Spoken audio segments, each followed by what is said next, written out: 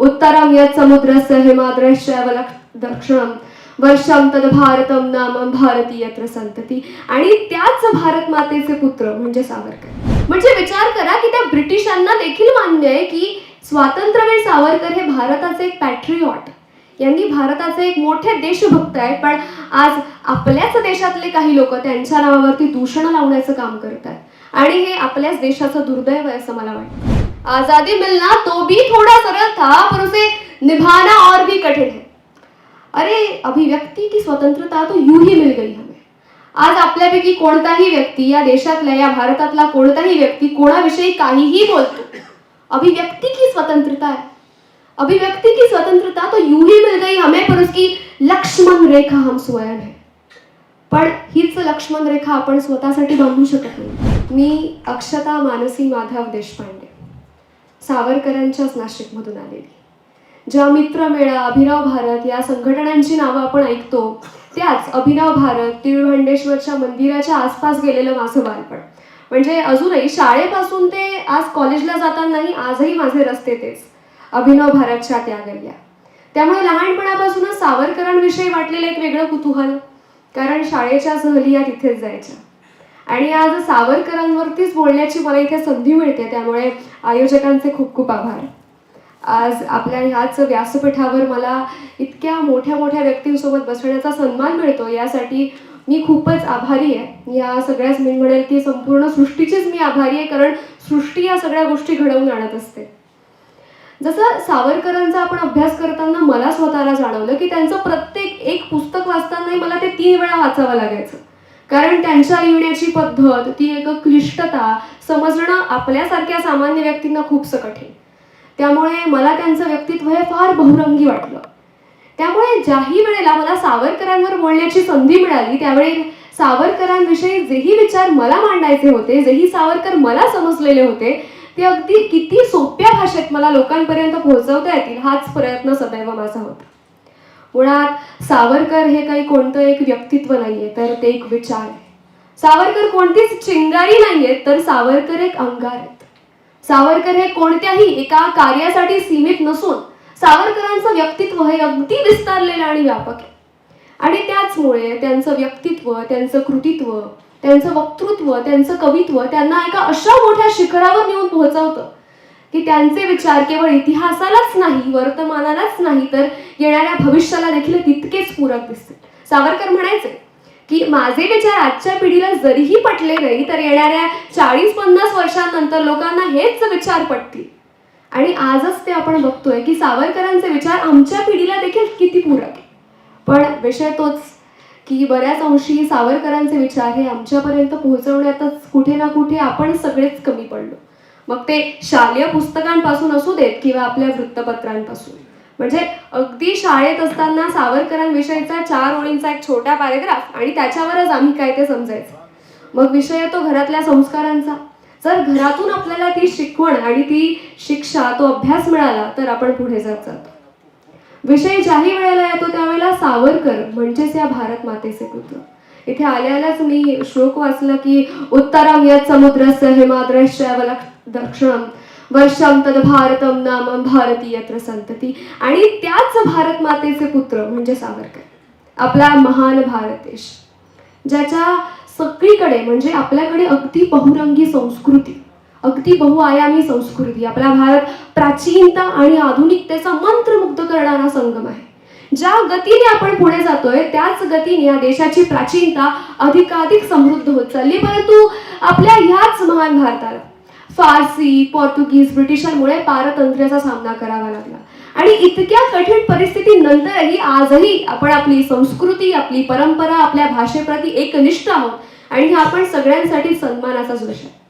एक आपल्याकडे एक भोळा भाबडा समज आहे, तो म्हणजे जे ब्रिटिशांनी आपला भारत घेतला आपल्याकडून, तो काही मुघलांकडून घेतला, मुळात तसं मुळीच नाही. ब्रिटिशांनी जोही काही भारत बळकावला, तो बळकावला मराठा साम्राज्याकडून, तोही भीमा कोरेगावच्या युद्धातून. तरी मराठ्यांसोबत काम करणारे महत्वाचे म्हणजे पेशवे. तसं बघायला गेलं तर पेशव्यांविषयी आपल्याला तितकंच माहिती आहे जितकं आपल्याला हे टीव्हीज वगैरे दाखवतायत किंवा चित्रपटांच्या माध्यमातून कळतंय. परंतु पेशव्यांची वेगळी गाथा किंवा तो दुसरा दृष्टिकोन आपण आजही बहुतांश वेळी समजून घेतलेला नाही असं मला वाटतं.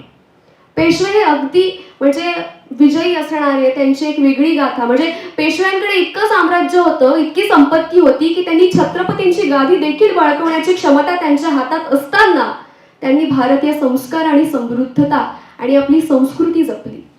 की ज्या ठिकाणी मराठे जर आपले राजे आहेत, जर छत्रपती शिवाजी महाराजांनी आपल्यावर इतके चांगले संस्कार केलेत, तर आपण त्या संस्कारांनी वाढूया. आपण बघायला गेलं तर हे पेशवे म्हणजे चित्पावन ब्राह्मण, आणि तेच आपल्याला आपल्या क्रांतिकारी पूर्ण स्वातंत्र्य संग्रामामध्ये गोपाळ कृष्ण गोखले, विष्णू शास्त्री चिपळूणकर, गोपाळ गणेश आगरकर, लोकमान्य टिळक, स्वातंत्र्यवीर सावरकर हे सगळेच दिसले ते म्हणजे चित्पावन ब्राह्मण म्हणून आले. आणि याच चित्पावन ब्राह्मणांसाठी एक ब्रिटिश अधिकारी लॉर्ड टेम्पल असं म्हणाले होते की whatever we do, how much ever education we give, how much ever facilities we provide, they are part of our civil services, they are part of our government bodies, but their disaffection for us will never cease. म्हणजे त्यांच्या रक्तामध्ये ती एक सळसळती धार होती की ह्या देशासाठी आपण काही ना काही करणार. आणि फक्त त्या घरातले पुरुषच नव्हे हा, तर त्या घरातल्या स्त्रिया सुद्धा.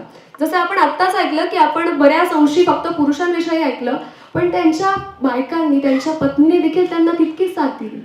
आज आपण लोकमान्य टिळकांची पत्नी सत्यभामा यांच्याविषयी देखील ऐकतो की त्यांनी सुद्धा समाजातल्या अनेक रूढी परंपरा त्यांच्या परीने बंद करण्याचा प्रयत्न केला, ज्याही काही समाजाला पूरक नव्हत्या. आणि असाच आपला समाज पुढे जात गेला. सावरकरांच्या लहानपणी प्लेगची खूप मोठी साथ होती, त्यामुळे त्यांचे वडील ही सगळी परिस्थिती बघून फारच त्यांना वाईट वाटलेलं आणि त्यांनी प्रत्येकाची मदत करायला सरसावले. म्हणजे याच्यातूनच दिसतं की सावरकरांवर घरातून कसे संस्कार झालेले होते. आणि या सगळ्या परिस्थितीमध्ये सावरकरांच्या वडिलांना देखील प्लेग झाला. अगदी सावरकर लहान असतानाच ते अनाथ झाले आणि त्यांचे मोठे बंधू बाबाराव आणि येसूवहिनींवर सगळी जबाबदारी पडली की आपले दोघंही लहान धीरांना शिकवायचं, त्यांना पुढे न्यायचं आणि सगळं काही उत्तम काहीतरी चालवायचं. बाबाराव देखील तितकेच स्वातंत्र्य मिळवण्याच्या विचारांनी अगदी धडधडलेले. त्यांनाही स्वातंत्र्य हवंच होतं. म्हणजे जितकं आपण सावरकरांविषयी ऐकतो तितकं सावरकरांचे मोठे बंधू यांनी देखील तितकंच काम केलेलं आहे. पुढे जाऊन आपल्या लहान धीरांना शिकवायचं म्हणून येसूवहिनींनी त्यांचे संपूर्ण दागिने विकले. आणि इथून आपल्याला दिसतंय की आपली संस्कार पद्धती कशी होती, ही भारताची संस्कृती होती की त्यांनी आपल्या लहान धीरांना अगदी आपल्या मुलांप्रमाणे वाढवलं. आणि येसूवहिनी कोणत्या मोठ्या हो, अगदी 11 वर्षांच्या. सावरकर वडिलांच्या निधनानंतर नाशिकला आले आणि त्यांनी नाशिकला अगदी आपल्या मित्रांसोबत मित्रमेळा संघटना स्थापन केली. जसे आजकालचे आमचे युवक सगळे सोशल मीडियावर त्यांचे व्हॉट्सअप ग्रुप्स उघडतात, पण त्यावेळची ती मित्रमेळा संघटना, त्या संघटनेचं वैशिष्ट्य म्हणजे हो, त्यांनी वेगवेगळे सण उत्सव साजरा केले आणि त्याच्यानंतर ती संघटना पुढे उदयास आली अभिनव भारत म्हणून. आता या अभिनव भारताचं वैशिष्ट्य असं की बाबारावांना देखील पहिले माहिती नव्हतं की आपला छोटा भाऊ अभिनव भारताचं असं काहीतरी काम करतोय. आज जेव्हा आपण हा कार्यक्रम करायचं ठरवलं त्यावेळेला कार्यक्रमाला यावं म्हणून आपण समाज माध्यमाच्या माध्यमातून लोकांना कळवलं की आपण असा एक कार्यक्रम करतोय, तर आपण सगळे भेटूया म्हणून. आणि सगळ्यांपर्यंत ही बातमी पोहोचली. पण विचार करा की त्या काळामध्ये अभिनव भारत हे लोकांना कळवायचं नाही, आपण लोकांसमोर उघड बोलू शकत नाही. आपलं काम काय, तर आपल्याला स्वातंत्र्य मिळवून आणायचंय. आणि अशा परिस्थितीमध्ये स्वातंत्र्यवीर सावरकरांनी भारतभरात अभिनव भारतसाठी जवळपास 400च्या देखील वरती स्वयंसेवक जोडले. म्हणजे ज्या वेळेला काही कनेक्शन सुद्धा नाही, ज्या वेळेला आपण उघड बोलू सुद्धा शकत नाही, आपल्याला जे करायचंय ते अगदी लपून छपूनच करायचंय, त्या परिस्थितीत त्यांनी त्यांचे विचार इतक्या मोठ्या संख्येने लोकांपर्यंत पोहोचवले. पुढे अभिनव भारतचे सगळेच लोक, म्हणजे आपण जर स्वातंत्र्य संग्रामाचा पूर्ण इतिहास बघितला तर महाराष्ट्राच्याच बरोबरीने कोलकाता देखील तितका सरसावला होता. तर हे सगळेच अभिनव भारताचे लोक काँग्रेसच्या कमिटीसाठी एकत्र भेटायचे, कारण काँग्रेसच्या कमिटी आणि त्यांच्या वेगवेगळ्या मीटिंग्ज आहेत तेव्हाही भारतभरात होत होत्या. दिवसभर हे काँग्रेस सोबत दाखवायचे की हो आम्ही काँग्रेस सोबत काम करतोय, पण यांच्या संध्याकाळ मात्र व्हायच्या, रात्रीच्या बैठका मात्र व्हायच्या अभिनव भारताच्या कामाने. अगदी आमच्या नाशिकमध्येच तिळभांडेश्वर महादेव मंदिराच्या जवळ सावरकरांचा एक वाडा आहे. तर त्या सावरकरांच्या वाड्यामध्ये आजही बऱ्याच समाजसुधारकांचे, क्रांतिकारकांचे फोटोज वगैरे त्यांनी तिथे लावलेले. त्या ठिकाणी अभिनव भारतच्या सगळ्याच बैठका बसायच्या. बरं, रस्त्यावरती कोणाला कळायला नको हा की इथे काहीतरी बैठका चालू आहे किंवा काहीतरी योजना आखल्या जात आहे, म्हणून त्यांचा कोणीतरी मित्र रस्त्यावर उभा राहील आणि आवाज वाढला की अरे आवाज कमी करा, कोणी येत आहे. म्हणजे ती व्यवस्था देखील त्यावेळेला त्यांनी जपली. पुढे जाऊन अभिनव भारताने वेगवेगळे कामं केले. त्यांचे बरेचसे आपण कामही बघतो की त्यांनी किती योजना आखल्या, त्यांनी लोकांना जोडण्याचं काम केलं. त्यांनी भारतभरात हा जो आपला स्वातंत्र्य संग्रामाचा अग्नी होता तो पसरवण्याचं काम केलं. पुढे सावरकरांचं मॅट्रिकपर्यंतचं शिक्षण झालं. प्रश्न असा होता की येसुबाईंचे दागिने विकून मॅट्रिकपर्यंतचं शिक्षण तर झालं, पण पुढचं काय? म्हणजे घरात कितीही बाबारावांनी केलं तरी सुद्धा दोघं भावांचं शिक्षण करायचं म्हणजे कठीणच. म्हणूनच सावरकरांच्या पत्नी माई यांच्या वडिलांनी सावरकरांच्या संपूर्ण कुटुंबासमोर एक प्रस्ताव ठेवला की बरं, आम्ही आमच्या मोठ्या मुलीचं जर तुम्ही सावरकरांशी लग्न लावून दिलं तर त्यांच्या शिक्षणाचा संपूर्ण खर्च आम्ही उचलू. बरं, शिक्षण मिळणार यामुळे सावरकर त्याही प्रस्तावाला मान्य झाले आणि सावरकरांचंच आणि माईंचं लग्न झालं. पुढे त्यांनी पुण्यातल्याच फर्ग्युसन महाविद्यालयामध्ये त्यांची बॅचलर्सची डिग्री केली. पण पुढे LLBचं शिक्षण घ्यायचं. बरं, LLBचं शिक्षण याच्यासाठी नाही की आपण काहीतरी मोठे किंवा बॅरिस्टर म्हणून ओळखले जाऊ किंवा विदेशात जायला मिळेल तर एक वेगळी रंजकता असेल, लोक आपल्याला ओळखतील, तर मुळीच नाही. त्या भूमीवर राहून भारतातली सगळी परिस्थिती सांभाळता येईल, भारतातल्या लोकांशी कनेक्ट बनवता येईल, इतकाच त्या व्यक्तीचा काय तो एक उद्दिष्ट होता. त्यांचं जीवन म्हणजे फक्त त्याग त्याग त्याग. त्यांना फक्त या देशासाठी काही ना काहीतरी करायचं होतं. आज विचार करा, आज आमचीच युवा पिढी ज्या वेळेला फॉरेनला जाते, आई बाबा अगदी हळहळलेले असतात की बाबा माझं मूल इतक्या दूर चाललंय, तरी आजकाल व्हिडिओ कॉलवरती सगळे कनेक्शन्स होत असतात. त्या काळामध्ये आपलं संपूर्ण कुटुंब सोडून जायचं. जोपर्यंत शिक्षण पूर्ण होत नाही तोपर्यंत देशात पुन्हा येण्याचा काही चान्स नाही. अशा वेळेला ते लोक त्या देशात गेले का तर तिकडनं ते भारताची संपूर्ण परिस्थिती सांभाळू शकतील. सावरकर तिकडे गेले, त्यांनी सगळी परिस्थिती सांभाळायला सुरुवात केली आणि सावरकर ज्या इंडियन हाऊसमध्ये राहिले त्या इंडियन हाऊसच्या बाहेर आजही लिहिलेलं आहे की Indian philosopher and patriot lived here.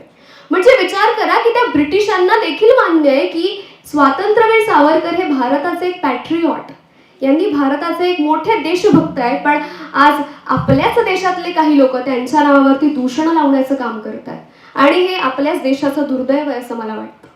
कारण विदेशातल्या भूमीला सुद्धा हे जाणवतंय.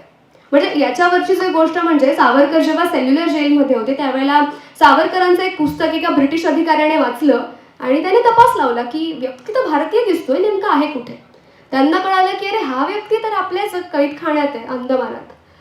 ते अधिकारी अंदमानात गेले, त्यांनी सगळ्या परमिशन्स काढल्या, ते सावरकरांशी बऱ्याच वेळा बोलले आणि ते सावरकरांना निघता निघता एवढंच म्हणाले की तुम्ही चुकीच्या वेळी आणि चुकीच्या देशात जन्म घेतला. जर तुम्ही आमच्या देशात त्यावेळेला आले असते ना तर तुमच्या कविता या लहान मुलांच्या पाठ्यपुस्तकामध्ये शिकवण्यात आल्या असत्या. पण आपल्या देशात ते कधी झालंच नाही. म्हणजे सावरकरांच्या 4 ओळींच्या पॅरेग्राफच्या पुढे आपल्या पाठ्यपुस्तकात आपण पुढे कधी गेलोच नाही. आणि हेच आपल्या देशाचं पुन्हा एकदा असंच म्हणावं असं वाटतं की आमच्या पिढीचं दुर्दैव आहे, कारण आमच्यापर्यंत त्या गोष्टी खूप लवकर पोहोचल्याच नाही. सावरकर त्या ठिकाणी गेले. त्याच्यानंतर नाशिकमध्येच काय संपूर्ण महाराष्ट्रामध्ये अनेक ठिकाणी वेगवेगळ्या योजना आखल्या जात होत्या आणि त्याच काही योजनांच्या अंतर्गत काही लोकांवरती आरोप लावले जात होते आणि सावरकरांचे मोठे बंधू बाबारावांवरती आरोप लागले आणि त्यांना काळ्या पाण्याची शिक्षा झाली. बाबाराव देखील अंदमानाच्या शिक्षेला पाठवण्यात आले. बरं, हा विचार ऐकून त्यांचे सगळे सहयोगी अगदी कापलेच काय तर त्यांच्या अंगामध्ये तितकी ती सळसळती आग वाहिली की कस काय बरं हे विदेशी लोक आपल्याच देशात येऊन आपल्याच देशातल्या लोकांवर असे आरोप लावतात आणि त्यांना त्यांच्या मातृभूमीपासून दूर रोटतायत म्हणून. आणि हा निर्णय दिला होता त्यावेळेचे नाशिकचे डिस्ट्रिक्ट मॅजिस्ट्रेट A.M.T. जॅक्सन यांनी. आज आमच्या नाशिकला विजयानंद थिएटर आहे, अगदी 8-9 वर्षांपूर्वी बंद पडलं. म्हणजे माझ्या शाळेने मला तिथे चित्रपट पण दाखवला होता, पण आज ते थिएटर अगदी पडकं आहे, तिथे काहीच नाही. त्यावेळेला त्या विजयानंद थिएटरमध्ये ह्याच नाशिकच्या डिस्ट्रिक्ट मॅजिस्ट्रेटसाठी एक कार्यक्रम ठेवण्यात आलेला होता आणि ह्याच कार्यक्रमासाठी आपले अनंत काणेरे त्या ठिकाणी गेले आणि त्यांनी ठरवलं की ह्या जॅक्सनला इथे ह्या जॅक्सनचा वध करायचा. आपण खूप जण जॅक्सनचा वध म्हणून असं ऐकत असतो. बरं, जॅक्सनचा वध करण्याच्या 2 दिवस आधी काणेरे अगदी सूट वीट घालून ते विजयानंद थिएटरमध्ये गेले. त्यांचा फोटो तुम्ही यूट्यूबवर किंवा गुगलवर शोधला तरी मिळेल. त्यांनी अगदी तावात तिथे फोटो सेशन केलं आणि त्या फोटोच्या मागे त्यांनी लिहून ठेवलं की माझ्या कुटुंबासाठी हा माझा शेवटचा एक फोटो असेल. कारण त्यांना पूर्णपणे जाणीव होती की इथून आपण परत येणार नाही. अगदी जर आपण 0 पॉईंटवरून एखाद्याला मारतोय तर इथून परत येण्याचे काही चान्सेस नाही आणि पकडलो गेलोच तर मृत्यूशिवाय आपल्याला दुसरं काही एक मिळणार नाही. 2 दिवसानंतर आनंद तिथे ते गेले. त्यांनी जॅक्सनला अगदी डोक्याजवळ बंदूक ठेवून ठार मारलं. ते पकडले गेले. विचार करा की अगदी 19 वर्षांचे कान्हेरे यांनी त्यावेळेला इतका धाडसी निर्णय घेतला, अगदीच 19 वर्षांचे, म्हणजे माझ्याहूनही लहान. आज आमची पिढी ज्या वेळेला अगदी सोशल मीडियावर मनात येईल त्यावेळेला कोणत्याही व्यक्तीसाठी अगदी दूषणपद वक्तव्य लिहितात, त्यावेळेला आम्हाला खरंच काही वाटत नाही. पण त्या 19 वर्षाच्या मुलाला कळालं होतं की स्वातंत्र्य किती महत्वाचं आहे. अगदीच नंदुरबारचे शिरीष कुमार मेहता 15व्या वर्षी गोळ्या खाल्ल्या. म्हणजे आपल्या स्वातंत्र्यासाठी अगदी इतकी लहान लहान मुलं सुद्धा पुढे आली होती. पण तेच स्वातंत्र्य आज टिकवताना आपण कमी पडतोय असं मला वाटतं. कारण की आपल्यातली जी मधली पूर्ण साखळी आहे तीच कुठे ना कुठे आपल्याच विचारांनी तोडली जाते. म्हणजे एकीकडे आपण अगदी भौतिक समृद्धीचे विशाल राजवाडे बांधतोय, परंतु याच राजवाड्यांमधल्या भिंती या कुठे ना कुठे पोखरल्या जातात. त्याही आपल्याचमुळे आणि आपल्याच वेगवेगळ्या आणि आपल्यातलाच काही तो भाग. कारण सावरकरांचा प्रत्येक जण अभ्यास करतो, हा अगदी प्रत्येक जण. फक्त विचार काय, तर काही लोक अंदमानाच्या आधीचा अभ्यास करतात आणि काही लोक अंदमानाच्या नंतरचा, तोही काही चुकीच्या दृष्टिकोनाने. आणि हेच सावरकर आपण आपल्या सगळ्यांसमोर बघतो.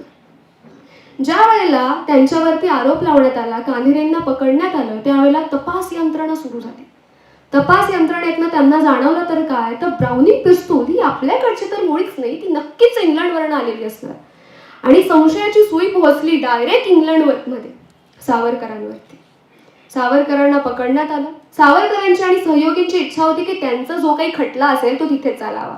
जर तुम्ही आजची न्याय व्यवस्था बघितली तर भारतीय न्याय व्यवस्था आणि ब्रिटिश किंवा आपण युरोपियन न्याय व्यवस्था बघू, ही अगदीच वेगळी आहे. कारण आपल्याकडे अनेक जाती आहेत, अनेक धर्म आहेत, त्यामुळे आपलं कॉन्स्टिट्यूशन हे जगातलं सगळ्यात मोठं कॉन्स्टिट्यूशन आहे. पण तेच आपण बाकीच्या देशांमध्ये बघितलं तर त्यांची न्यायव्यवस्था ही अगदी सोपी आणि सुरळीत. आणि म्हणूनच बरेचसे क्रांतिकारक हे त्या देशात जाऊन राहायचे, कारण की त्यांची अशी इच्छा असायची की खटले तिथेच चालावे, जेणेकरून त्यांना सुटणं थोडंसं सोपं पडेल. त्यांच्यावरती खटला चालवण्यात आला. सगळ्यांची इच्छा होती की सावरकरांचं इथेच काहीच ते ठरावं, त्यांना भारतात नेऊ नये. परंतु पुढे झालं काय, त्याच वेळेचे म्हणजेच इंग्लंडचे ब्रिटिश अधिकारी चर्चिल यांना काही ते मान्य नव्हतं. सावरकरांना मोठी शिक्षा झाली पाहिजे हे अगदी ते ठरवून आलेले होते. त्यांनी सावरकरांचा जो खटला होता तो भारतामध्ये पाठवला. आता आज इंग्लंडमध्येच म्हणा किंवा जर्मनीत म्हणा किंवा अमेरिकेत म्हणा, काहीही झालं तर आपल्याकडे लगेच मोबाईलवर येतं की अरे तिथे काहीतरी झालं. जरी सुद्धा इंग्लंडचे लोक हे भारतामध्ये काम करत असले, ते जरी म्हणत असले की हो आम्ही कायदा फक्त इंग्लंडचाच वापरतोय, तरी सुद्धा कायदा इंग्लंडचा वापरला जात नव्हता. अगदी अंधाधुंद कारभार. कारण तिथपर्यंत पोहोचवणार कोण? अरे माणसाला जायला इतके दिवस लागायचे, तर तो संदेश पोहोचवायला तिथपर्यंत कोण जाणार? सावरकरांना इथे आणण्यात आलं आणि त्यांना पूर्ण जाणीव होती की इथून आपली काही लवकर सुटका नाही. त्यांना अगदी 2 काळ्यापणाच्या शिक्षा देण्यात आल्या. आजही तुम्ही भारतीय कायदा बघितला तर एखाद्या व्यक्तीला 2, 3 किंवा 4 आरोपांखाली जरी पकडलं तरी सगळ्यात मोठी जी शिक्षा असते तीच शिक्षा त्या आरोपीला दिली जाते आणि त्या मोठ्या शिक्षेमध्ये त्याचे सगळे जे गुन्हे असतात ते काउंट केले जातात. म्हणजे ही व्यवस्था ही आपल्याकडे अगदी अनेक वर्षांपासून, आणि आपल्याकडेच नाही तर जगभरात हीच व्यवस्था आहे. सावरकरांना ज्या वेळेला कळालं त्यावेळेला ते तुरुंगात होते. माईंना फार वाईट वाटलं, कारण नुकताच एक मुलगा गेलेला होता आणि आता कळतंय की नवरा चाललाय काळ्या पाण्याच्या शिक्षेला. आणि तोपर्यंतचा संभ्रम काय आणि तोपर्यंतचा विचार काय की एकदा का कोणी काळ्या पाण्याच्या शिक्षेला गेलं की तो व्यक्ती परत काही येत नाही. ह्या सगळ्या विचारांनी पूर्ण त्रासलेल्या त्या माई त्यांना भेटायला गेल्या. आणि त्याच वेळेला जसं सर म्हणाले की सावरकरांनी त्यांना सांगितलं की या संपूर्ण देशाला स्वातंत्र्य मिळण्यासाठी जर आपला एक संसार गेला तर काही हरकत नाही. आपण लोकमान्य टिळकांना बघूया, स्वातंत्र्यवीर सावरकरांना बघूया.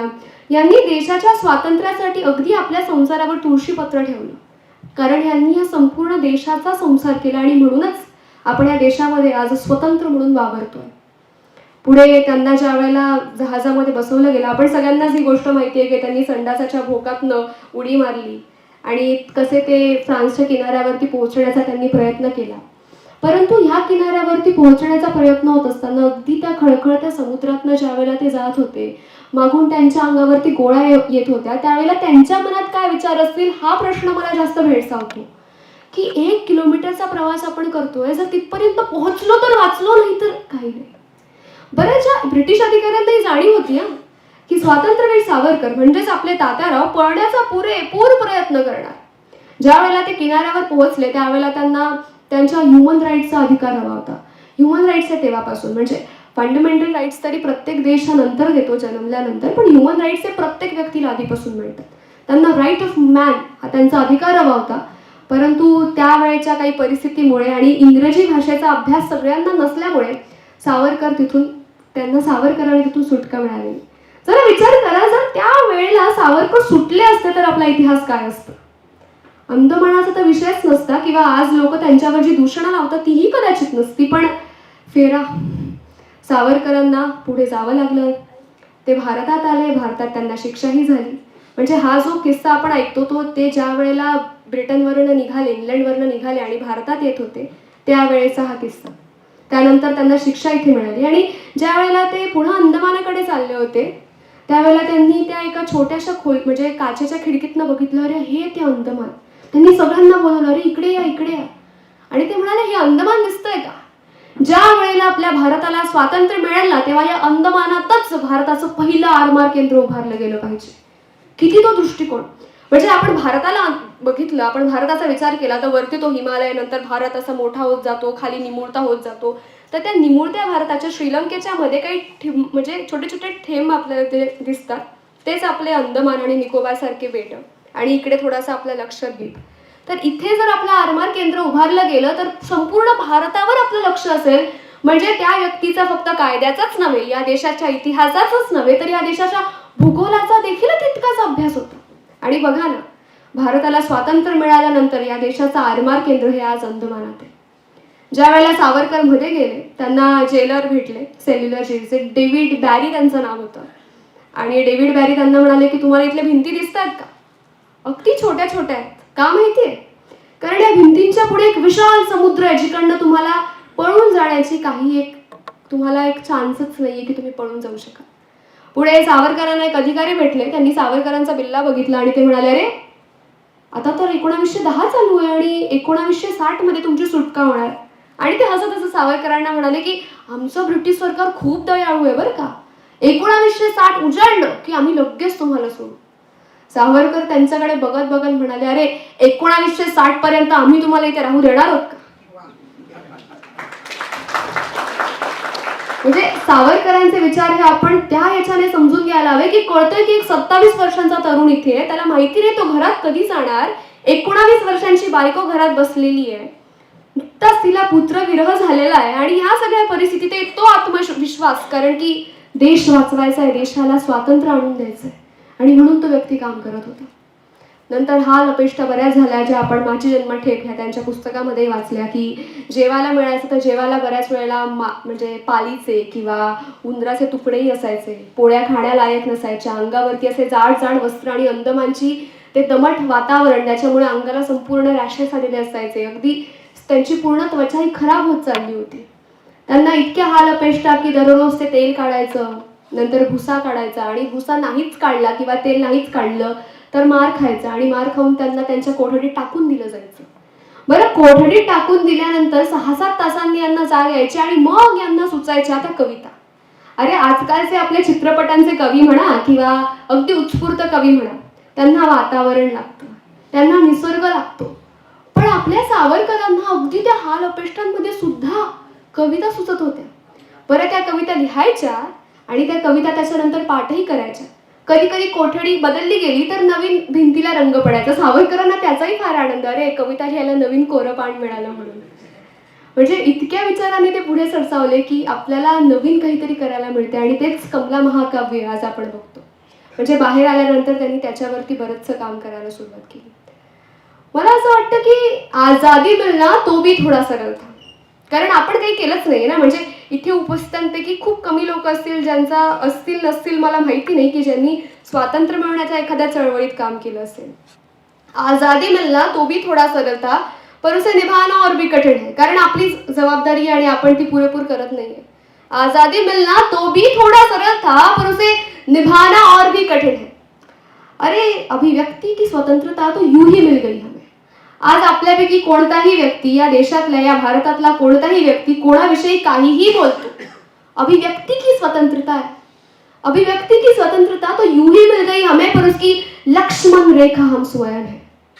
पण हीच लक्ष्मण रेखा आपण स्वतःसाठी बांधू शकत नाही. ह्याच मर्यादा आमच्यापैकीच कोणी ना कोणी बांधू शकत नाही. म्हणजे ज्या वेळेला समाज माध्यमांवरती, सोशल मीडियावरती मी स्वतः बघते त्यावेळेला मला स्वतःला फार वाईट वाटतं. म्हणजे बहुतांश वेळेला तर मला लाज वाटते. ज्या वेळेला ह्या कार्यक्रमाच्या म्हणजे उद्दिष्टाने मी पुन्हा एकदा सावरकर वाचले, कारण की तुमच्या सगळ्यांसमोर यायचं म्हणजे माझी एक जबाबदारी, माझ्यावरती एक जबाबदारी, एक ओझं, की आपल्यापेक्षा इतके मोठे लोक आणि त्यांच्यासमोर सावरकरांना मांडायचं, तेही नाशिकवरून येते म्हणून मला चांगले सावरकर मांडायचे. त्यावेळेला बहुतांश वेळा तर मी रडूनही दिलं, की इतक्या हालअपेष्टा त्या व्यक्तीने सहन केल्या होत्या आणि तरीसुद्धा आजही बरेचसे लोक त्यांना तितक्या सन्मानाने वागवत नाही. आपण अनेक ठिकाणी त्यांना काय माफीवीर आणि पेन्शनवीर असे शब्द वापरताना दिसतो. म्हणजे मला असं वाटतं की आपल्या जिभेमध्ये ती ताकदच असायला नको ज्या ठिकाणी आपण सावरकरांविषयी असे शब्द बोलू. मध्यंतरी मी आदरणीय शरद पोंक्षे यांचं एक व्याख्यान ऐकलं होतं आणि ते व्याख्यानात असं म्हणाले की लोक म्हणतील की सावरकर असे होते, त्यांनी पेन्शन घेतली किंवा त्यांनी माफी मागितली आणि त्यावेळेला ह्या प्रत्येक भारतीयाच्या, प्रत्येक हिंदूच्या मनातनं आवाज निघाली पाहिजे आणि तिथल्या तिथे त्याचा शब्द खोडून निघाला पाहिजे. कारण त्या ठिकाणी तो शब्द खोडायला कोणताही अभ्यासक येणार नाही किंवा सावरकर तर वरतून मुळीच येणार नाही की बाबा काय तू असं माझ्याविषयी कसं काय बोलतोय म्हणून. प्रत्येकाला ही जाणीव असली पाहिजे की ज्या ज्या वेळेला आपल्यापैकी कोणीही व्यक्ती असले शब्द ऐकू त्या वेळेला आपण सगळ्यांनीच ते खोडून टाकले पाहिजे. आणि म्हणूनच ते कसे खोडायचे आणि ते किती साध्या शब्दांमध्ये आपण खोडून काढू शकतो, म्हणूनच मला एक साधा अहवाल आणि एक साधी गोष्ट तुमच्या समोर मांडायची. भारतीय न्याय व्यवस्था आजही आपल्या देशामध्ये आपण मर्सी पिटिशन आहे. आता जसं मी कायद्याचा अभ्यास करते मला याच्यातल्या बऱ्याचशा बारीक सारीक गोष्टी कळतात की मर्सी पिटिशन ही आजही आपल्या भारतात आहे, ज्याला आपण दया याचिका असं म्हणतो.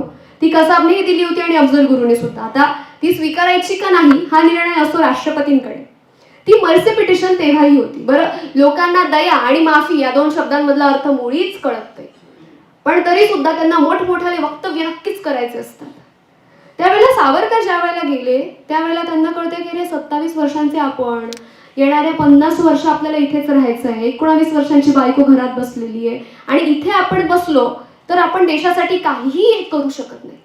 आणि ह्या भावनेने त्यांना अगदी दुःख आणि यातना होत होत्या.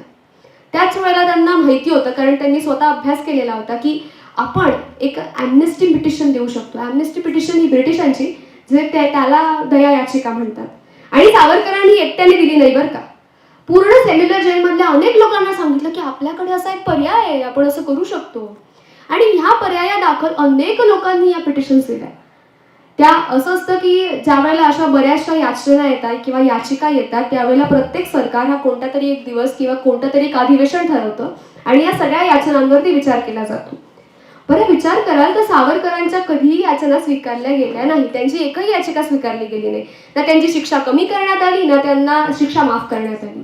फक्त त्यांना जेव्हा भारतात आणण्यात आलं त्यावेळेला ब्रिटिशच त्यांचा सगळा पूर्ण आवरत होते. म्हणजे त्यांनाच भारत सोडायचा होता, म्हणूनच त्यांनी सावरकरांना भारतात आणलेलं. पण तुम्हाला माहितीये की म्हणजे ही जी याचिका सावरकरांच्या सोबतच्या लोकांनी दिली होती त्याच्यानंतर अनेक लोक घरी जाऊ शकले. ते भारतात गेले आणि भारतात जाऊन त्यांनी पुन्हा एकदा क्रांतिकारी काम केलं आणि पुन्हा शिक्षा घेऊन ते अंदमानात आले. म्हणजे जर पुढचे ते वर्ष ते अंदमानातच राहिले असते तर ते थोडं थोडं काम करे बूंद बूंदचे सागर बनताय. थोडं थोडं काम त्यांनी केलं आणि त्याच्यामुळे आज आपण बघतो की थोडे थोडे स्वातंत्र्याचे कार्यक्रम त्यांनी केले आणि त्याच्यामुळे आज आपण स्वतंत्र भारतामध्ये इथे आहोत. सावरकरांना पुढे इतक्या त्यांनी ॲम्नेस्टी पिटिशन्स दिल्या, सावरकरांची एकही मान्य झाली नाही. बरेचसे लोक त्या पिटिशन्स दाखवतात आणि असं म्हणतात की सावरकर म्हणाले की मी फार माफी मागतो वगैरे, असं मुळीच नाही. देशात तेव्हाही आणि देशात आजही कोणतीही मर्सी पिटिशन दाखल करताना एक पूर्ण दिलेलं असतं की असं असंच लिहावं लागेल, त्याशिवाय तुम्हाला काही पर्याय नाही. म्हणजे जसं कोर्टामध्ये आम्ही कोणतं पण नवीन कागदपत्र जमा करतो त्याचा एक फॉर्मॅट असतो, तसंच मर्सी पिटिशनचा, ॲम्नेस्टी पिटिशनचा तेव्हा एक फॉर्मॅट होता. सावरकरांनी असं कधीच म्हटलं नाही की आजपर्यंत मी जे काही केलं क्रांतिकारी काम ते मला असं वाटतं की मी त्याची खूप मोठी चूक केलेली आहे किंवा मी ते पुन्हा कधी करणार नाही. त्यांनी कधीच त्या गोष्टीची माफी मागितली नाही.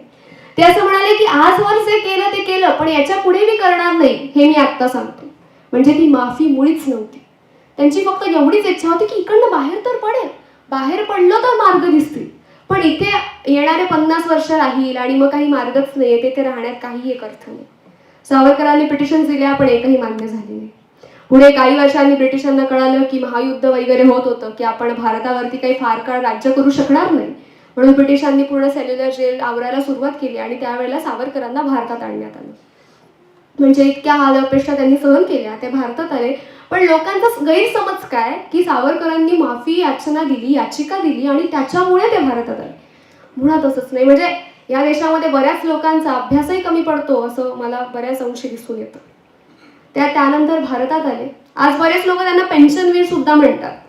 मुळात पेन्शन ही कशामुळे मिळते ना हे शाळेतल्या लहान्या पोरालाही माहिती असतं, की ज्या वेळेला एखादा कर्मचारी किंवा एखादा व्यक्ती गव्हर्नमेंटल किंवा एखादी एक्सेप्शनल नॉन गव्हर्नमेंटल ऑर्गनायझेशन ज्या वेळेला आपण अनेक वर्ष तिथे काम करतो, सेवा देतो, त्यावेळेला ज्या वेळेला तुमचं काम संपतं किंवा तुम्ही याच्या पुढे नाही करू शकत, त्यावेळेला ती ऑर्गनायझेशन तुम्हाला एक चरितार्थ उदरनिर्वाहासाठी भत्ता देत असते, की तुम्ही काही काम करू नका, पण आमच्याकडून आम्ही तुम्हाला थोडेसे पैसे देतो की तुम्ही तुमचं सगळं काम करा.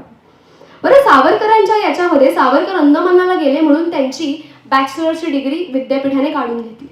बॅरिस्टरची डिग्री तर इंग्लंडवाल्यांनी त्यांना दिलीच नाही. म्हणजे इतकं शिक्षण घेऊनही तो व्यक्ती कागदोपत्री फक्त मॅट्रिक. बरं, त्यांच्यावरती टाकलेले निर्बंध की त्यांनी एकाच ठिकाणी राहायचं, त्यांनी कोणत्याही क्रांतिकारी कामामध्ये जायचं नाही, त्यांनी कुठेही भाषणं करायचे नाही, त्यांनी कुठेही लोकांना कळेल किंवा क्रांतिकारी मोहिमा राबवायच्या आणि त्यांना इतक्या सगळ्या गोष्टी बांधलेल्या. त्यात ब्रिटिशांनी व्यवस्था तर अशी आणली होती की सावरकरांच्या घरी कोणी जायचं नाही, सावरकरांच्या परिवाराशी कोणी बोलायचं नाही. अशा परिस्थितीमध्ये त्यांना काम कुठून मिळणार आणि त्याच्यामुळेच त्यांना एक भत्ता दिला जायचा उदरनिर्वाहासाठी. बरं, सामान्य कैदीला तो किती मिळायचा? 120 ते 150 रुपये. पण सावरकरांचं काम इतकं महान होतं की ब्रिटिशांना 60 रुपयाच्या वरती त्यांना कधी द्यावासंच वाटलं नाही, कारण त्यांना सावरकरांना अजून खोकलं करण्याची इच्छा होती, पण ते कधी झालं नाही. सावरकरांनी नेहमी काम करण्याचा प्रयत्न केला. जसं आपण म्हणतो की सावरकरांना सांगितलं की तुम्ही भाषणं करायचे नाही, तुम्ही कुठेही जायचं नाही, तुम्ही कुठेही जाऊन लोकांना क्रांतिकारी मोहिमांविषयी सांगायचं नाही, तरीही सावरकरांनी ते केलं प्रवचनांच्या माध्यमातून. कारण प्रवचन तर आमचे धार्मिक कार्यक्रम आहे. प्रवचनांमध्ये त्यांनी वेगवेगळ्या गोष्टी सांगितल्या, अगदी महाभारतातल्या, रामायणातल्या, आणि तिथून मानकी दाखल म्हणून लोकांना सांगितलं की अशा पद्धतीने आपण क्रांतिकारी मोहिमा घडवून आणू शकतो. ज्या वेळेला त्यांच्यावरती ॲम्नेस्टी पिटिशनवरती लोकांनी इतके दूषण लावले, त्यावेळेला मला असं वाटतं की सावरकरांचे गुरु हे कोण होते?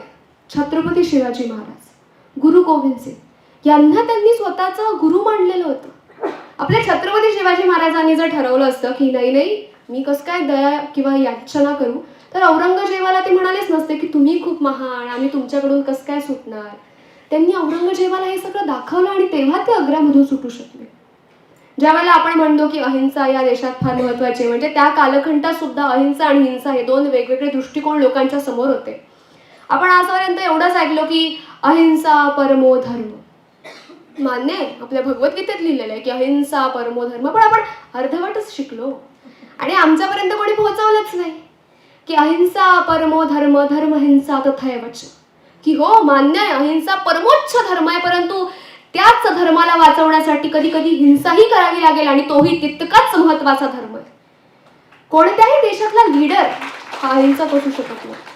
अगदी मी ठरवलं की मी अक्षता, मी एक विद्यार्थी आणि नंतर मी हिंसा करणार नाही, मी शस्त्र उचलणार नाही, मला अहिंसक म्हणूनच जीवन जगायचं आहे. मान्य आहे, तुम्हाला कोणाला काही फरक पडणार नाही. तुम्ही म्हणाल तिला जगायचं आहे, ती जगेल, विषय संपला. पण आज तर या देशाच्या प्रधानमंत्र्याने ठरवलं, या देशातल्या राष्ट्रपतीने ठरवलं किंवा या देशातल्या अगदी सैन्याने ठरवलं की आम्हाला अहिंसक म्हणून जगायचं, तर पाकिस्तान आणि चायना बसलेलेच आहे. देश आपला राहणारच नाही. त्यामुळे कधीही एखादा सामान्य व्यक्ती हा अहिंसक असू शकतो, परंतु कोणत्याही देशाचा लीडर हा अहिंसक असू शकत नाही. आणि हेच विचार सावरकरांना पोहोचवायचे होते. सावरकर म्हणाले जोपर्यंत या देशातलाच नाही तर ह्या जगातला शेवटचा व्यक्ती अहिंसक होत नाही, तोपर्यंत मी अहिंसा स्वीकारणार नाही. जर एखादा व्यक्ती हिंसक आक्रमण आपल्यावर करतोय तर त्याचं प्रत्याक्रमण सुद्धा आपण हिंसेनेच करायला हवं आणि हाच आपला धर्म सांगतो. जर छत्रपती शिवाजी महाराज म्हणायचे की येण केण प्रकारेण मला या देशात स्वराज्य आणायचंच आहे, त्याचप्रमाणे सावरकर म्हणायचे की येण केण प्रकारेण मला या देशामध्ये स्वातंत्र्य आणायचं आहे. अरे एकच विचार जगण्यासाठी स्वातंत्र्य, म्हणजे घरदार नाही किंवा एक संसार नाही, फक्त देशामध्ये स्वातंत्र्य आणायचे आणि त्याग त्याग त्याग, आणि तरी सुद्धा त्या व्यक्तीला आजही आपण तितक्या सन्मानाने वागवू शकत नाही. इतक्या सगळ्या गोष्टी त्यांच्या आयुष्यात होतात. त्यांना अगदी 60 रुपयाचा भत्ता मिळतो, बरं, त्याच्यानंतर आपल्या देशाला स्वातंत्र्यही मिळतं. म्हणजे मी एक गोष्ट वाचली होती अगदी लहान असतानाची, की एक ब्राह्मणाच्या घरी एक व्यक्ती जेवायला जातो. तो जेवायला गेल्यावरती त्याला पोळी दिली जाते. तो पहिली पोळी खातो, दुसरी खातो, तिसरी खातो, चौथी खातो. मग तो म्हणतो, अजून एक हवी का? तो म्हणतो, हो, 5वी पण घेईन की. तो 5वी पोळी पण घेतो. आणि मग तो देणारा ब्राह्मण त्याला असं म्हणतो, की अरे मग तू 5वी आधी का नाही खाल्ली? तो म्हणतो, अरे 5वीने काय होणार? आणि मग तू डायरेक्ट 5वी खाल्ली असतीस ना तर तुला पहिल्या 4 खाव्याच लागल्या नसत्या. तो म्हणतो, असं तर होणारच नाही, कारण 5 पोळ्यांची माझी भूक. आपल्या इतिहासातही तेच झालं. पहिली, दुसरी, तिसरी, चौथी पोळीच म्हणजेच आपले क्रांतिकारक आपण लक्षातच ठेवले नाही. अगदी 5वी पोळी आली आणि त्या 5व्या क्रांतिकारकाला आपण लक्षात ठेवलं आणि तेच आज आपल्या डोक्यावरती आपण सगळे घेऊन मिरवतोय. त्यामुळे देशातल्या त्या प्रत्येकच क्रांतिकारकाला लक्षात ठेवणं महत्त्वाचं आहे. ज्यावेळेला इंग्लंडमध्ये असताना मदनलाल धिंगरा यांनी काम केलं ना, त्यावेळेला तेव्हाचे लोक सुद्धा म्हणाले होते की मदनलाल धिंगरा यांचं इतकं मोठं काम आहे की भविष्यात पाठ्यपुस्तकांमध्ये त्यांचे मोठे मोठे लेख असतील, लोक प्रत्येक भारतीयाला त्यांच्याविषयी माहिती असेल. पण दुर्दैव बघा ना, मदनलाल धिंगराविषयी शालेय पाठ्यपुस्तकात कधी मेन्शन सुद्धा करण्यात आलं नाही. आणि हाच आपला इतिहास आज आपण पुढे घेऊन चाललोय. पुढे ज्या वेळेला आपल्याला स्वातंत्र्य मिळालं त्यावेळेला दादरला मोठा कार्यक्रम करण्यात आला होता की स्वातंत्र्य मिळालंय. अगदी सावरकरही दादरलाच राहत होते, अगदी कमी अंतरावरती, 1.5-2 किलोमीटरच्या अंतरावरती. प्रत्येक व्यक्तीला बोलवण्यात आलं, पण सावरकरांना साधं आमंत्रणही आलं नाही. इतका मोठा स्वातंत्र्य महोत्सव तिथे चालू आहे, पण ज्या व्यक्तीने आपल्या आयुष्याचे इतके वर्ष देऊन दिले त्या व्यक्तीला साधं आमंत्रण नव्हतं की ह्या देशाला स्वातंत्र्य मिळालं. विचार करा की आज आपल्याला एखाद्या कार्यक्रमात, म्हणजे अगदीच घरामधल्या बऱ्याच लोकांमध्ये असतं की लग्नाला नाही बोलवलं, मला राग आलाय. अहो, ज्या व्यक्तीने संपूर्ण आयुष्य स्वातंत्र्यासाठी दिलं त्या व्यक्तीला त्यांनी त्या कार्यक्रमाला देखील बोलावलं. पुढे जाऊन प्रत्येक ह्या देशामध्ये जे जे क्रांतिकारक होते, स्वातंत्र्य मिळाल्यानंतर त्या प्रत्येक व्यक्तीला पेन्शन देण्यात आली, एक भत्ता देण्यात आला. अगदी 1947 साली आपल्याला स्वातंत्र्य मिळालं, प्रत्येक क्रांतिकारकाला ते मिळालं. म्हणजे जो व्यक्ती चालत चालत पूर्ण म्हणजे मोर्चामध्ये गेला त्याने काहीच केलं नाही, फक्त चालत गेला. का तर सगळे चाललेत म्हणून. असे आपल्या देशामध्ये बरेच लोक आहेत जे गर्दीच्या मागे चालतात. तर त्यांच्यापैकी जसा एक क्रांतिकारक चालत चालत गेला त्या व्यक्तीला सुद्धा भत्ता मिळाला, पण सावरकरांना मिळाला नाही. अगदी 1947 पासून ते 1963 पर्यंत सावरकरांना काही एक मिळालं नाही. ज्या वेळेला गांधीजींचा म्हणजे त्यांना गांधीजींना मारण्यात आलं त्यावेळेला सगळ्यात पहिले संशयाची सुई कुठे गेली तर नथुराम गोडसे यांच्यानंतर सावरकरांवरती. त्यांच्या घरी हजारोच्या संख्येने लोक गेले त्यांना मारण्याकरिता. त्यावेळेला सावरकरांचा लहान भाऊ याने लढण्याचा प्रयत्न केला, त्याला मोठी दुखापत झाली. सावरकरांची पत्नी काय करणार? सावरकरांची पत्नी घरातली काठी घेऊन त्या लोकांना मारत होती की अरे माझ्या घराला अजून मारू नका म्हणून, की किती तोडणार तुम्ही माझा संसार. म्हणजे त्या घरामध्ये केवळ त्या व्यक्तीनेच नाही तर घरातल्या प्रत्येकच लोकांनी स्वतःचं आयुष्य समर्पण करून दिलेलं होतं. पुढे जाऊन जेव्हा सावरकरांना स्वतंत्र भारतानंतरही त्यांना माहिती होतं की ह्या देशात मला बदल घडवायचा म्हणजे घडवायचाच आहे. त्यांचं ठरलं होतं की स्वातंत्र्यानंतर देखील या भारतामध्ये काही अमूलाग्र बदल घडायलाच हवे. अगदी त्यांचं म्हणणं होतं की स्वातंत्र्याचा आपण जेव्हा पहिलं वर्ष स्वातंत्र्याचं साजरं करू त्याच्या आधी या देशामध्ये अणुबॉम्ब चाचणी झालीच पाहिजे, कारण जोपर्यंत या देशात अणुबॉम्ब चाचणी होत नाही तोपर्यंत सगळ्या जगाला कळणार नाही की भारत उभा राहिला, स्वतंत्र भारत उभा राहिला आणि हा भारत जगातल्या कोणत्याही देशासमोर तितक्या समर्पक आणि युद्ध रीतीने लढू शकतो. परंतु काही लोकांनी ते होऊच दिलं नाही. त्याला अनेक वर्ष लागून गेले. अणुबॉम्ब चाचणी आला आणि अणुबॉम्ब चाचणी झाल्यानंतरचे परिणाम आपण आजच्या भारतात बघतोय की आज कोणतंही ज्याही वेळेला भारतावरती जरा युद्धजन्य परिस्थिती येते त्या वेळेला समोरच्या देशाला ही जाणीव आहे की भारत शांत बसणार नाही. सावरकर तेव्हाही म्हणायचे की भारताला जर आपल्याला विश्वगुरू करायचं असेल तर 2 गोष्टींना बळकट करणं हे अति आवश्यक आहे. एक म्हणजे या देशाचं सुरक्षा दल आणि दुसरं म्हणजे या देशाची युवा शक्ती. आज या देशामध्ये पोलीस किंवा सुरक्षा दलाकडे आपण बघतो. आपण बऱ्याच वेळेला वेगवेगळ्या माध्यमातून म्हणतो की बऱ्याच ठिकाणी लाच काय घेतली जाते, भ्रष्टाचार काय होतोय. सावरकर तेव्हा म्हणत होते अगदी स्वातंत्र्य मिळण्याच्याही पूर्वी की जोपर्यंत या देशातल्या सुरक्षा कर्मचाऱ्यांना किंवा या देशातल्या सुरक्षेला पूर्णपणे आपण त्यांना सॅटिस्फाय करणार नाही, जोपर्यंत त्यांच्या संपूर्ण गरजांना आपण पूर्ण करणार नाही तोपर्यंत या देशाला बळकट करणं हे कठीण आहे. जर आज या देशातल्या आज म्हणजे मी मध्यंतरी 2 महिन्यांपूर्वी एका शाळेमध्ये लहान मुलांचा इंटरव्ह्यू घेण्याकरिता केली होती. त्यांना फक्त best student of the year कोण आहे हे सांगायचं होतं. आम्ही प्रत्येक विद्यार्थ्याला प्रश्न विचारला की तुला मोठं होऊन काय व्हायचं आहे. प्रत्येकाने सांगितलं की डॉक्टर व्हायचं आहे, इंजिनियर व्हायचं आहे, अगदी वकील व्हायचं हेही कोणीच म्हटलं नाही. त्याच्यानंतर प्रत्येकाला कोणाला टीचरही व्हावं असं वाटलं नाही. कोणी म्हटलं नाही की मला पोलीस व्हायचंय किंवा कोणी हेही म्हटलं नाही की मला सैन्यात जायचंय. आणि ते त्या शाळेचे इलाइट स्टुडंट्स. त्यावेळेला मला सावरकरांचे शब्द लक्षात आले की जोपर्यंत या देशातल्या युवा शक्तीला वाटत नाही ना की या देशाच्या संरक्षणासाठी मी उभं राहायला हवं, तोपर्यंत हा देश बळकट होणं कठीण आहे. आज आमच्यासारखी ह्या देशातली युवा शक्ती अगदी वेगवेगळ्या गोष्टींमध्ये भरकटलेली. जसं सर म्हणाले की आत्मबोध वगैरे ह्या गोष्टी. मी तामिळनाडू जाऊन ह्या गोष्टी शिकण्याचं कारण हेच होतं, कारण मला माझ्या आयुष्यात एक स्थिरता हवी होती. जोपर्यंत आमची पिढी अगदी स्थिरतेने पुढे जाणार नाही तोपर्यंत या देशाचा विकास होणं हे खूप कठीण आहे, खूप म्हणजे खूपच. आम्ही अगदी आमचे वेगवेगळे रस्ते, आज आम्हाला हे करावंसं वाटतंय, उद्या आम्हाला ते करावंसं वाटतंय आणि ह्यामुळे आम्ही खूप भरकटलेलो आहे. आज माझ्याच वयोगटातल्या बऱ्याचशा मुलांना देशातल्या संस्कृतीविषयी माहिती नाही आणि दोषही मी त्यांना देत नाही, कारण की मी अभ्यास करेपर्यंत मलाही माहिती नव्हतं. म्हणजे मला कधी याची गरजच वाटली आहे. ज्या वेळेला या गोष्टी अभ्यासात आला तेव्हा कळालं की अरे आपल्या भारताची संस्कृती, आपला इतिहास इतका वैभवशाली आहे. आणि हेच मला सगळ्यांपर्यंत पोहोचवलं असं वाटतं. सावरकरांनी स्वातंत्र्यानंतर या देशामध्ये त्यांना कळालं की अरे स्वातंत्र्य तर मिळालं, कामही झालं. बाबारावही त्यांना म्हटले की अरे आपल्या आयुष्याचं उद्दिष्ट तर पूर्ण झालं. सावरकर म्हणाले उद्दिष्ट पूर्ण नाही झालं, समाज अजून सुधारायचा बाकी आहे. सावरकरांबरोबर त्यांच्या पत्नीने देखील तितकंच काम केलं. आजही आपल्याकडे संक्रांतीतच काय वर्षभराचे अनेक वेळा हळदी कुंकवाचे कार्यक्रम असतात आणि अगदी ठरवून ब्राह्मणांच्या बायकांना किंवा सवाष्णींना लोक बोलवतात. म्हणजे अगदी कोणत्याही जातीच्या धर्माच्या जरी असल्या बायका तरी आपल्या घरात एक ब्राह्मण सवाष्ण यावी असा एक आपल्याकडे आलेली परंपरा आहे समजा. तर सावरकरांच्या पत्नीलाही बोलावलं जायचं की या म्हणून तुम्ही आमच्या घरी हळदी कुंकवाला. त्यांची एक अट असायची, मी येईन बरं का, पण माझ्यासोबत मी 4 वेगवेगळ्या जातीच्या बायकांना सुद्धा घेऊन येईल आणि तुमच्या स्वयंपाकघरात माझ्याच पाटाला पाट लावून त्या सुद्धा बसतील आणि जर तुम्हाला हे मान्य असेल तर मी तुमच्या घरी येऊ शकते. सावरकरांच्या पत्नीच्या या अटीवरून बऱ्याच लोकांनी मान्य केलं आणि सावरकरांची पत्नी अशा प्रत्येकच जातीतल्या एकेका स्त्रीला घेऊन जायची आणि त्यांनी सोबत बसून काम केलं.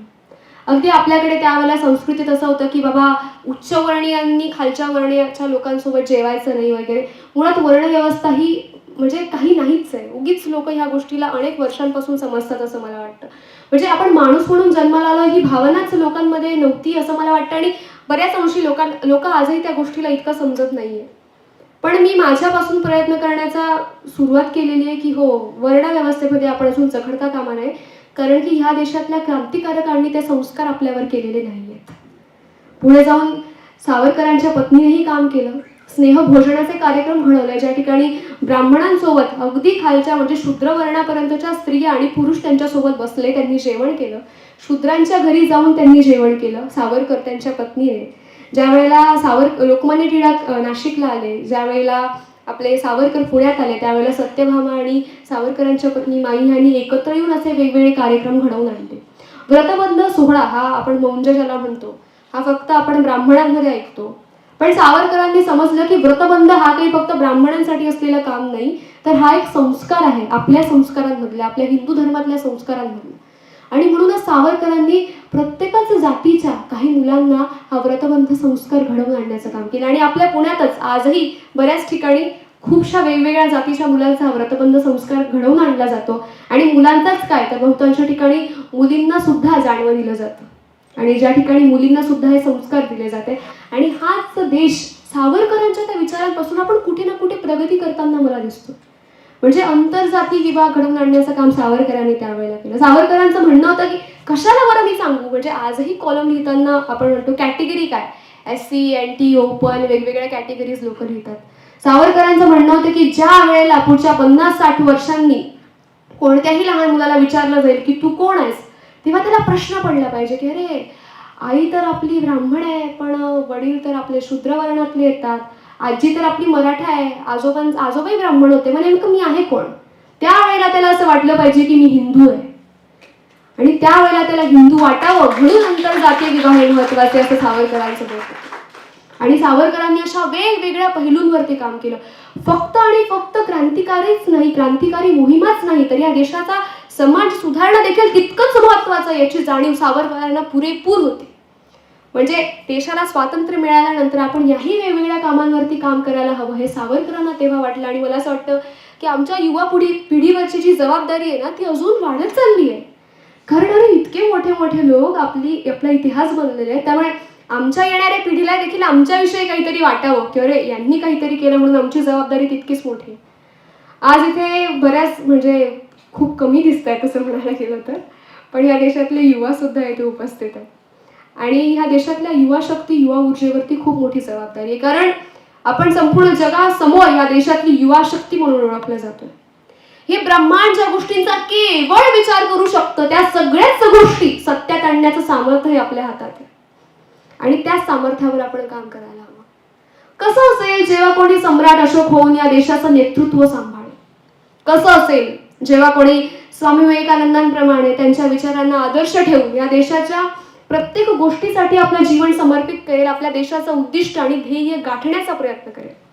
कसं असेल जेव्हा कोणी डॉक्टर APJ अब्दुल कलामांप्रमाणे आपलं संपूर्ण जीवन देश समर्पणाच्या भावनेने बघेल? आणि कसं असेल जेव्हा कोणी श्रद्धेय सरदार वल्लभभाई पटेल यांच्याप्रमाणे आपल्या प्रत्येकच कर्तव्याशी एकनिष्ठ असेल? तर मित्र हो, आपण सगळ्यांनी जर प्रगतीचा, या देशाच्या क्रांतिकारी विचारांचा, सावरकरांच्या विज्ञाननिष्ठ विचारांचा जर आपण विडा उचलला, जर आपण धनुष्य उचलला ना, तर काहीचा असा असेल माझा तुमचा आपला भारत. अरे निसंदेह मी हे सांगू शकते की 19वे शतक हे ब्रिटनचं होतं, 20वे अमेरिकेचं, तर 21वे जर सावरकरांच्या विचारांवर आपण चाललो, त्यांच्या विचारांवर आपण मार्गक्रमण केलं तर येणारं हे पुढचं युग हे आपण भारतीयांचं असेल.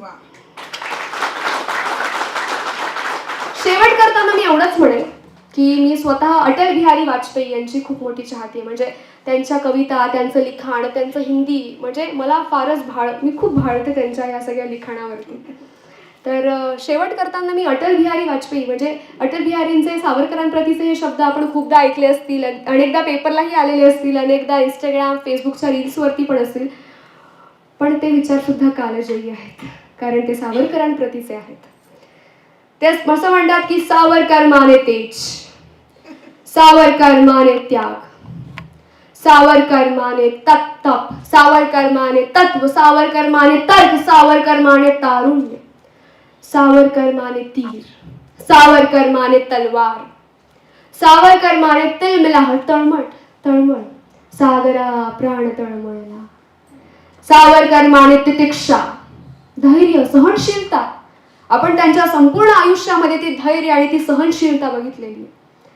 जसं म्हणजे अटल बिहारी वाजपेयी यांना सुद्धा मराठी यायचं आणि त्यांनी सावरकरांचं वाचण्यासाठी मराठी शिकून घेतलं होतं. तर ते असं म्हणाले की सावरकर माने तिखा पण तिखट, म्हणजे अगदी बहुरंगी, मॅन ऑफ शेड्स, इतक्या वेगवेगळ्या कलागुणांनी भरलेलं असं व्यक्तिमत्व सावरकर. आणि आज आपण त्यांच्या आत्मार्पण दिनाच्या दिवशी असल्या विषयावरती बोलतोय. म्हणजे मला स्वतःला असं सौभाग्य वाटते की मला ही संधी मिळाली आणि मी तुमच्या सगळ्यांसमोर हा विषय मांडू शकली. आणि मी जे सावरकर वाचले ते मला त्यांच्या लिखाणातनं अति क्लिष्ट वाटले. म्हणजे एक पुस्तक वाचायला 3-4 वेळा वाचल्यानंतर कुठेतरी सावरकर समजायचे. तर मला किती साध्या आणि किती सोप्या भाषेमध्ये लोकांपर्यंत हे पोहोचवता येतील इतकाच माझा काय तो उद्दिष्ट होता.